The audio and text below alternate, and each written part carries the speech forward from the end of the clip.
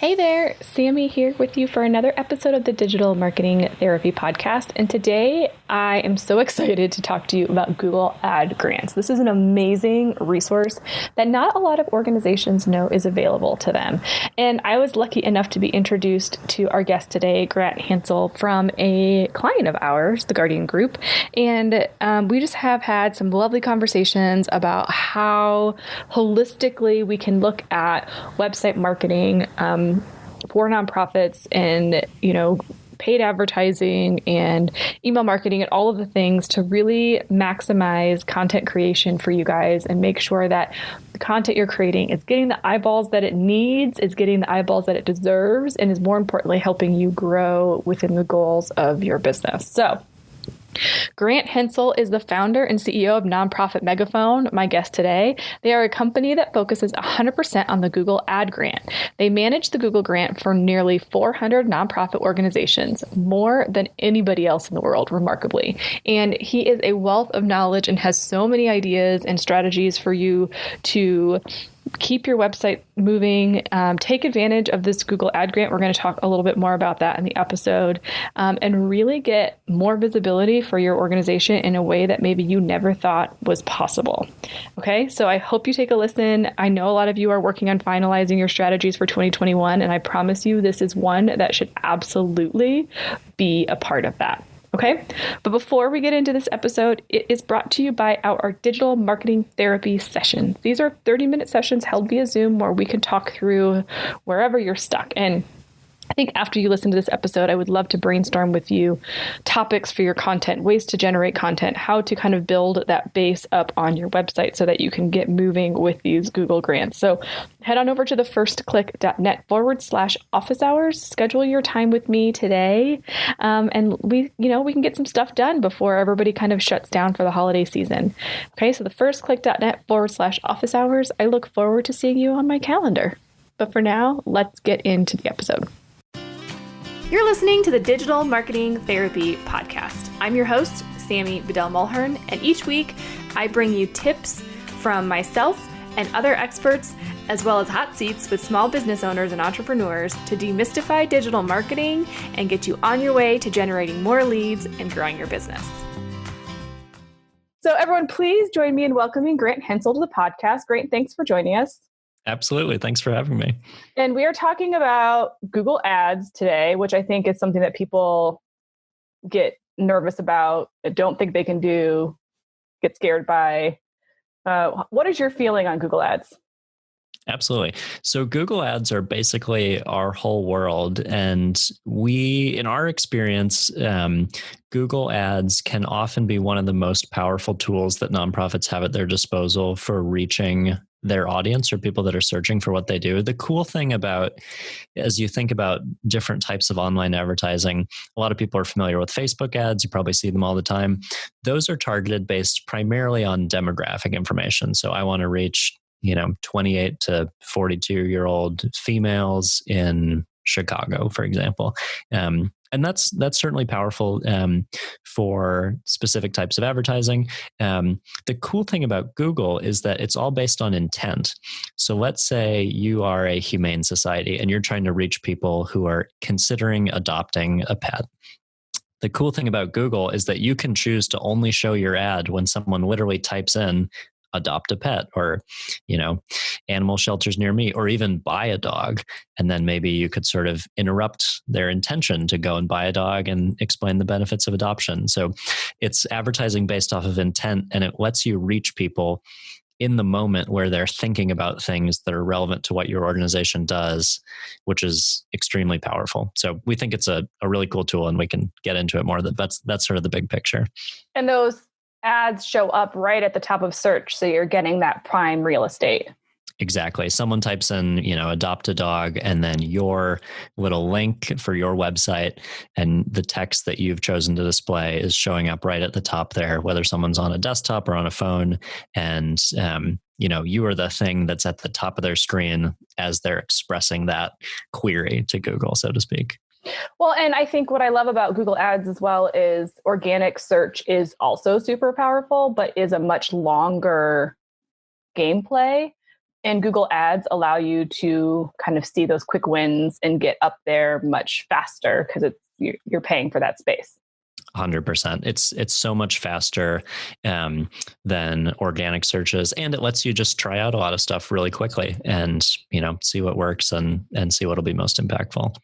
Okay, so before we get into some strategies on how you might want to maximize that space, I can hear people saying, well, we can't afford ads like that. There's no way we could compete in that space, or we couldn't compete with other for-profit entities that might be going after those same keywords. So why don't you talk a little bit about the Google Ad Grants program and the amazing opportunity that's there that people might not know about?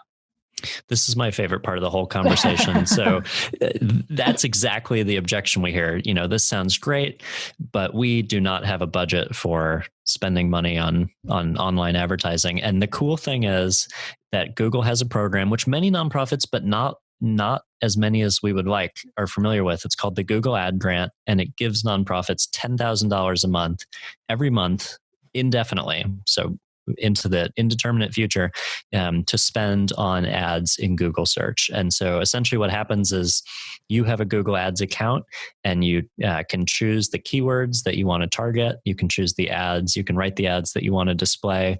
And then when your ad shows and someone clicks on it, normally you would be charged real money.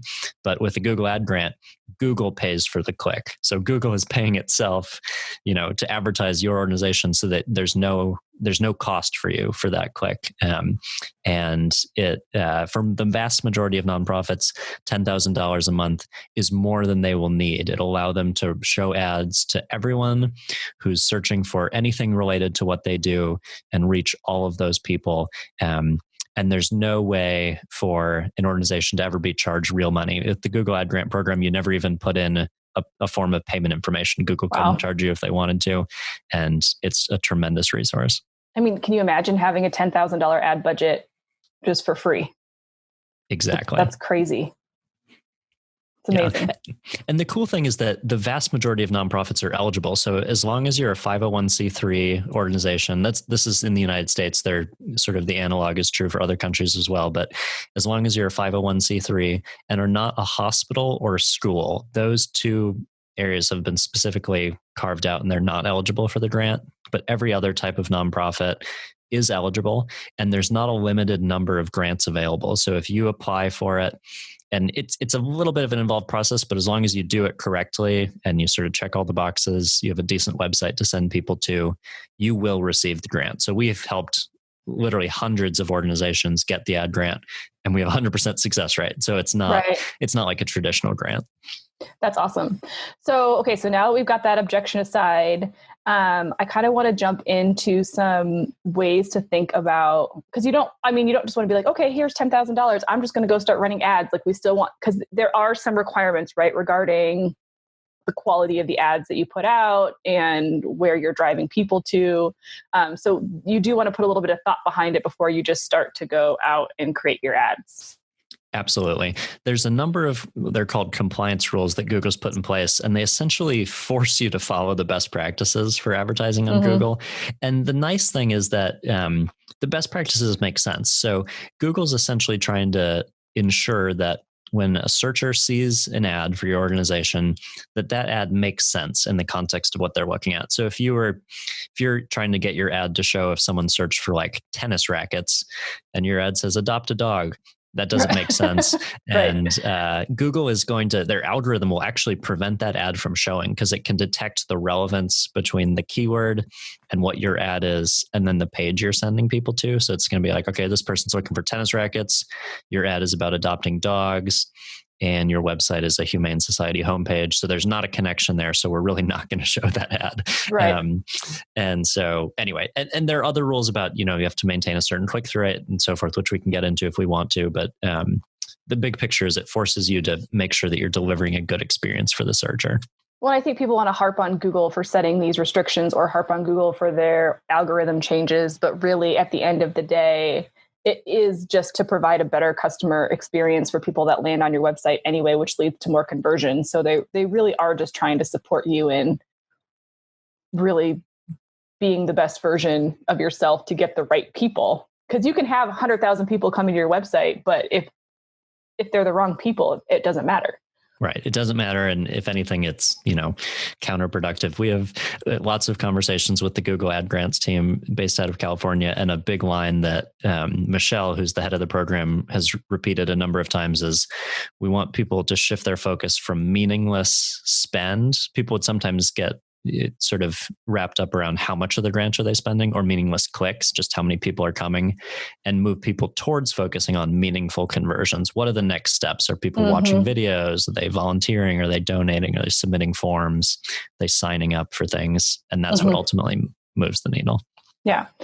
Okay. So let's talk a little bit about the types of ad content that you might want to create and how, because you mentioned, so we want the website to be set up correctly to be able to support the ads, the traffic, and make sure that the whole circle is being completed, right? So what are some ad types that you've maybe seen some major success with, and what needed to be on the website in order to support that? Yeah, this is really the key. You've totally sort of hit it on the head, because like we talked about with the relevance question, to reach the people that are interested or should be interested in your organization, you have to think about what are the types of topics that those people would be searching for. So if you're a humane society, maybe people are researching, what does it look like to adopt an animal? What is the cost of adopting an animal? What are the things that I should think about before I adopt an animal?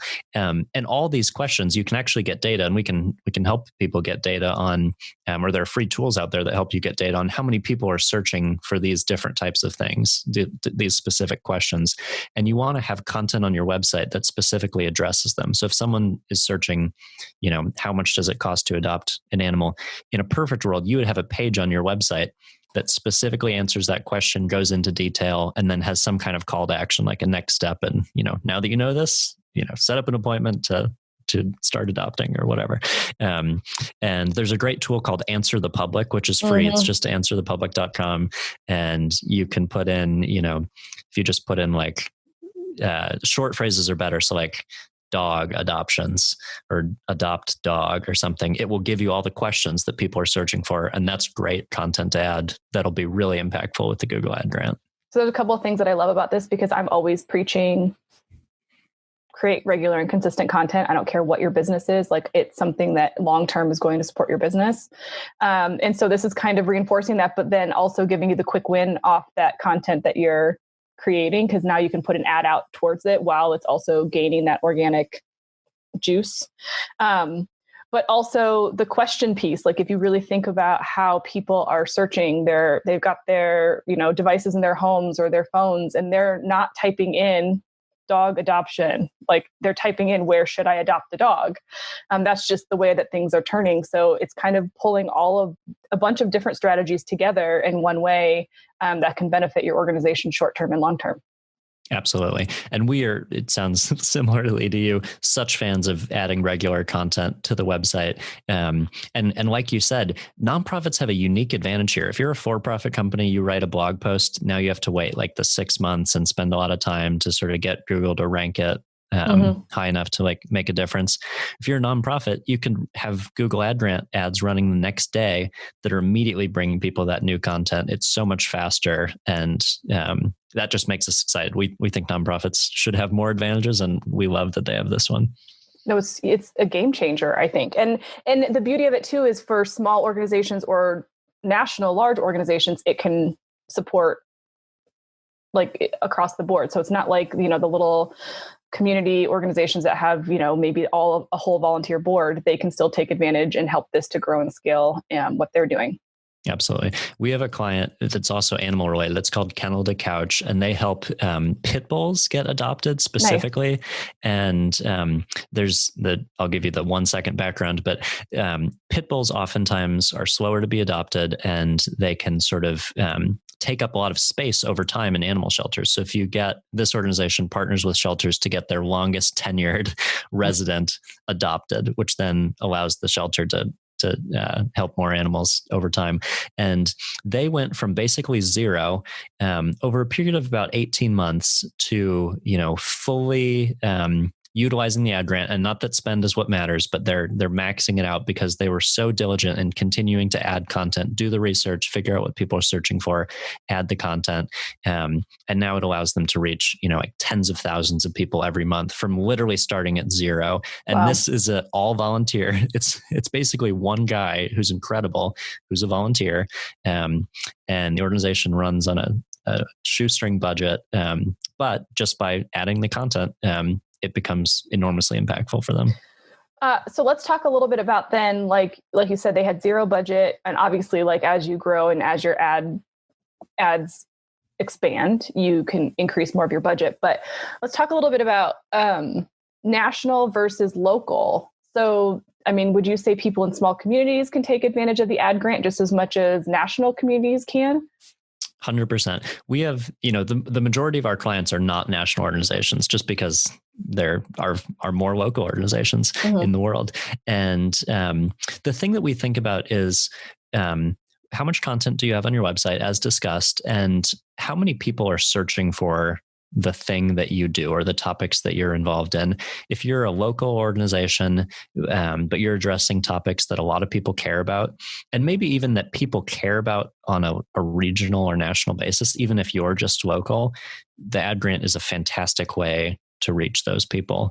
The only time we would say like, maybe it's not the best fit for you is if you're, extremely local, can only serve people in like a 1 block radius, and there's only 5,000 of them total. Then okay, fine, the ad grant's probably not as effective. But we have scores of clients that are very local but very successful with the ad grant. So this kind of makes me kind of beg the question with the smaller organizations or the more hyper-focused, there could even be an opportunity to create content on your website that's super collaborative. So maybe you're an environmental organization that only supports like one river conservation project, but maybe you could partner with a bunch of other projects that are small and utilize the Google Ad Grant to create like a collective, bigger message to the world for people that care about river conservation. Absolutely. And I mean, if you think about, if we take that sort of hypothetical example, the people that you want to get involved in protecting this one river might be all across the country. It might just be people that care about protecting the environment and conserving natural resources. And if you can create content that's compelling for them, you can have some kind of email list where you keep them up to date on the work that you're doing, and those could be ads that you run nationally. And now your local organization is beginning to sort of galvanize a national movement that is focused on conservation in general, and maybe that river in particular.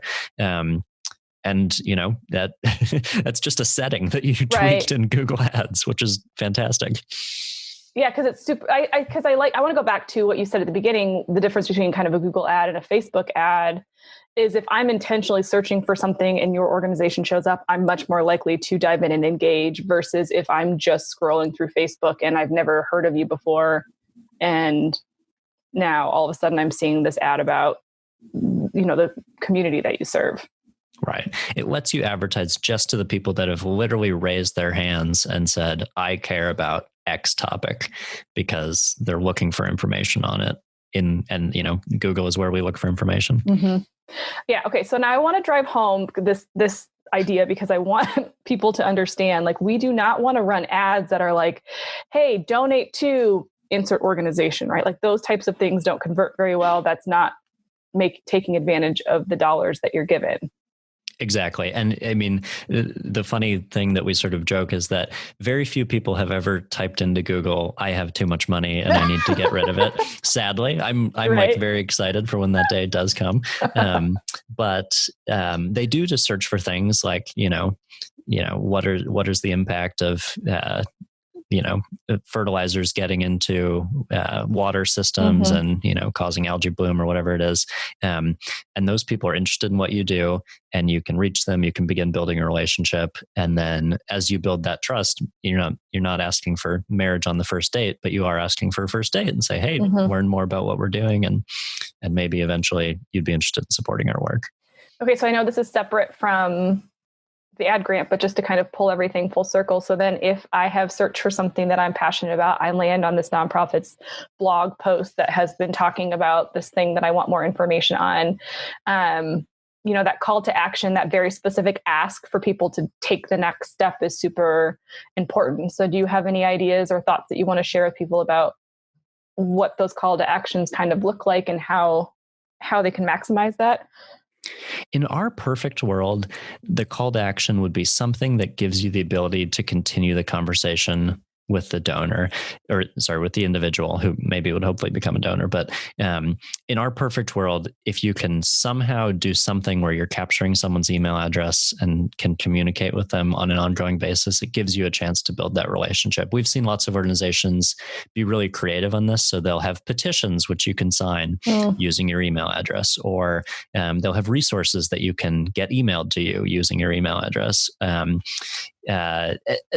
And that's sort of the gold standard. There are other very impactful things. You could have PDFs that you could download without your email address, but maybe it's, something that people will use, or it's a helpful thing that they'll put up by their desk, or, whatever. Videos that they could watch that'll tell a really impactful and memorable and emotionally compelling story. Anything that you can do to help someone learn more about what you're doing, why it's so unique and special, and starting to build that emotional bond. Yeah, no, I agree, because I'm a huge fan of email marketing, and I think that's the way that you turn your ad. Like that's one of the ways that you can really figure out how much is your ad spend in any paid situation. Like, how is that actually converting into ROI, right? Absolutely. And some organizations are trying to reach people who they can directly serve. So we serve a lot of organizations that provide information around rare healthcare conditions. Mm-hmm. And so you're trying to get information into the hands of people that can utilize it. Yeah. We have an organization called COPD Foundation, works with people that have that respiratory condition, and they have a screener tool that lets you, if you're wondering if you have COPD, it lets you sort of put in some of the symptoms you're experiencing and get a sense. And that's a fantastic conversion to track. It's a helpful thing for the visitor, gives them really valuable and potentially life-changing information, and starts to build that connection with the organization. Yeah, I think that's really brilliant, because the whole thing is in all of your marketing being authentic and being true to your vision and mission, and making sure all of the things that you're publishing, right? Like, we also don't want to be putting out blog posts that are spammy and don't align with our organization just so we can hit a certain keyword and try to get more traffic. We want to be real with our audience. Absolutely. Yeah. We want to be valuable. Google can tell if someone clicks on your ad and then hits the back button immediately. That impacts your ad performance. It impacts, will the ad show in the future? So, yeah. Okay. So we've talked a lot about kind of some conceptual things. But I know I'm terrified of Google ads, like running them. Like we don't offer that as a service. Like, it just scares me. So what is it like for organizations to actually, once they've gotten the money, they kind of have done this back end work? Like, how hard is it to start running ads? Yeah, I'd say that it's like any skill, takes time and investment. We do it for clients that don't want to spend the time investment, but it's certainly not an insurmountable mountain to climb. I'd say the big thing that's sort of important to understand is how accounts are structured and kind of how the different pieces fit together. So essentially within Google Ads, there are a couple main building blocks. There are campaigns, and within campaigns, you have ad groups. And within ad groups, you have keywords and ads. So if I'm a humane society, I might have an adoption campaign, which is just all my ads about adoption. And then I might have ad groups that are adopt dogs, adopt cats, adopt, horses, or any other animal that's being adopted. Adopt pets, because that's different. That's someone who's maybe open to a variety of animals. And then within each of those ad groups, you would have keywords. So maybe adopt a pet, pets for adoption, adopt a pet near me, whatever those might be. And then you have ads. And what you try and do is have a really tight correspondence between the keyword, the ads, and the landing page. So in a beautiful, perfect world, you would have, and maybe we go back to one of the questions. So what is the process to adopt a dog? You would have an ad group for that. process to adopt dog, keywords, what is the process to adopt a dog? How do I adopt a dog? What does it look like to adopt a dog? And then all the ads would include that language, process to adopt a dog, 4 easy steps, read more now. And then people would click on that ad and it would take them to a page that's all about adopting a dog. And essentially what you do is, as the account grows and it continues to be more robust, you're looking at all the pages on your website that would make sense to bring people to. You're creating ad groups and campaigns for each of them. And you're trying to figure out all the different ways that people might search for something. So maybe some people search for humane societies near me. So you want to have an ad group for that. So maybe some people search for shelters near me. You want to have an ad group for that. And it's sort of this organic process of constantly experimenting, figuring out what people are searching for, and creating ads to try and reach those people. Well, and the beauty of Google Ads is you don't have to have imagery. So it's just the text, which can also make it a little bit easier to kind of put all those different groups together. Absolutely. No design talent needed, which is good for me because I don't have any of it. I don't either. That's for sure. So how often then, so like once you start to get these ads set up and you start to, see kind of what's working, what's not working, like how often do they need to be adjusted? Do you need to create new ones even in the same groups? There's a spectrum. We do work in our client accounts at least weekly, and that's sort of a best practice. You could probably get away with, especially, if you have 1,000 other things on your plate and an account's pretty established, you could probably get away with doing something, every other week or maybe monthly. You have to be making changes periodically and doing stuff in the account for the ad grant. It's one of the compliance rules, because Google wants you to be, actively utilizing and making the most of this program that they're giving you. I would say, if someone's, starting out and really wants to take a lot of advantage of it, and this is going to sound like a lot, like 5 or 10 hours a week at the beginning is probably productive. So, yeah. Well, it goes both ways, right? If you're spending the time on these ads, you want to make sure they're actually converting into visitors, donors, customers, people, whatever. Absolutely. And that's sort of a whole nother topic of conversion tracking. We use Google Analytics and Google Tag Manager, which together essentially let you track, not only who's coming to your website, where are they moving around within it, but are they downloading PDFs? Are they submitting forms? Are they watching videos?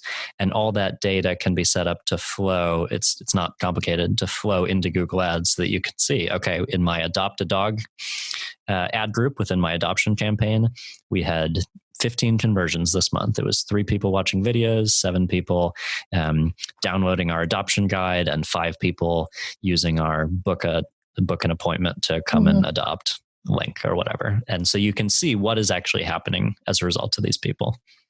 Yeah, that data is so impactful, and I don't think we utilize those tools enough, because I know with Google Analytics, for example, it's completely free. You can go down crazy rabbit holes, but the amount of data that you can pull from it, if you understand how it works, is insane. Bottomless. Yeah. I have not plumbed the depths of Google Analytics, and I don't think I'll ever reach the bottom. It's just, as soon as it's remarkable. You start getting through it, then they add more stuff to it. Right. Like, that wasn't there last week. Yeah, seriously. Yeah. And Google Tag Manager, which is another free tool, integrates nicely with Google Analytics. Incredible. The amount of the creative stuff you can do with that. You can basically, if it's not in an iframe, which is like a projection of another person's website onto yours, you can basically track anything. It's incredible. It's amazing. Well, and you might have some resources for ways people can learn more about Google Ads, but I know that they have a whole academy for their analytics software that you can take. That's just a bunch of free videos that dives deep. So, they do also offer a lot of free resources for you to learn, so you don't have to figure it out yourself. Absolutely. Yeah. So we've got our blog or content on our website set up, so we know what campaigns we're going to run. We're running our ads. We're testing and tweaking them. We're checking the data. Is there anything else, or do we just kind of rinse and repeat that whole thing?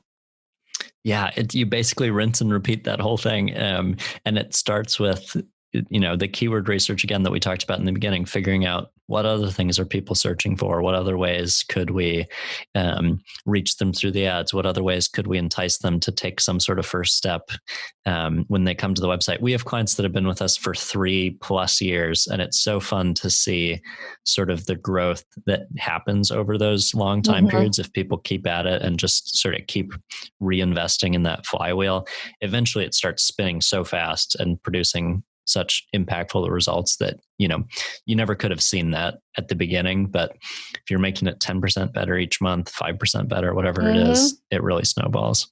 Well, and one thing we haven't talked about, and kind of one of the last questions that I had in my head was like the validity that it gives your organization if other people see that you have Google ads running. Absolutely. Especially, it's so funny because in every account that we set up, we also run ads on people's brand names. So if your organization is called, XYZ Humane Society, we'll run ads on that keyword. And I think that there's a subtle psychological thing that happens in people's mind when they Google your name and they see right at the top an ad for you and then also your homepage. There's just a sense of legitness. It's like, yeah, these people are on top of it. They know what they're doing. Right. You're making the effort, you're getting this, you're just on the same level as all these other large organizations that are running, like, my favorite retailer, right, runs Google ads. And now I'm seeing you running ads too. You guys must, be a legit organization. I think that's great. Absolutely. Any other final tips and thoughts and ideas or things people should consider before they kind of get started? Yeah, I think it just all goes back to the website, to thinking about what people are going to be searching for and creating content around that. There's a nice tool called SpyFu as well, which has sort of a free trial. I don't know how it works. It's just limited, I guess, which is nice for doing keyword research and to the public, which we mentioned as well. That's the biggest thing. It's funny. The biggest thing to being successful with the Google Ad Grant is really the website and the foundation that you have even before you start. Speaking my language. If this is the thing that gets you guys to create regular content, it will make me such a happy person. Because, now you can get some immediate wins. I preach slow and steady, but this is a way for you guys to get some immediate wins by creating amazing content and sharing the amazing stories. Because that's the other thing that kills me about working with nonprofits versus regular organizations is the stories and the messaging that they can be sharing on their blog. It's an easy no-brainer.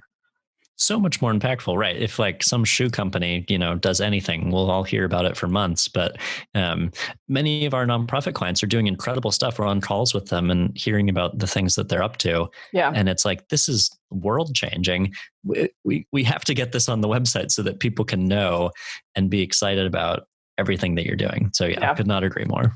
Awesome. Well, Grant, I know at Nonprofit Megaphone, you help a lot of organizations and, take advantage of this Google Ad Grant. So if people want to know more about you guys and how you support nonprofits, how do they do that? Yeah, just probably going to our website. It's just nonprofitmegaphone.com and reaching out through that is perfect. My email is just Grant, Grant at nonprofitmegaphone.com as well, in case I can be a resource. And yes, before you asked, everyone does make fun of me that my name is Grant and we work with the Google Ad Grant. It's not my fault, but here we are. Sometimes we're just born to be who we are and what we do. It's destined. Destiny. Yeah.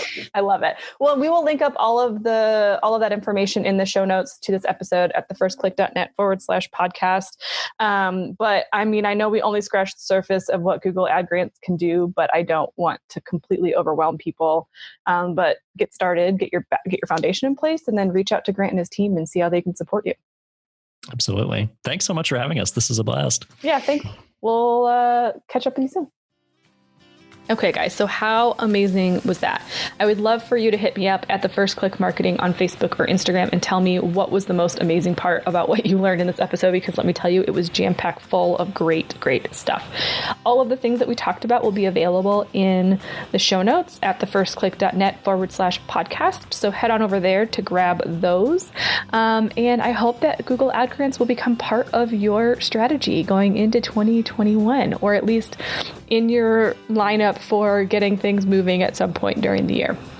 But for now, I'm looking forward to some more amazing interviews and content that's going to be coming your way the rest of this year and going into next year. So make sure you subscribe so you don't miss out on a single episode, and I'll see you in the next one.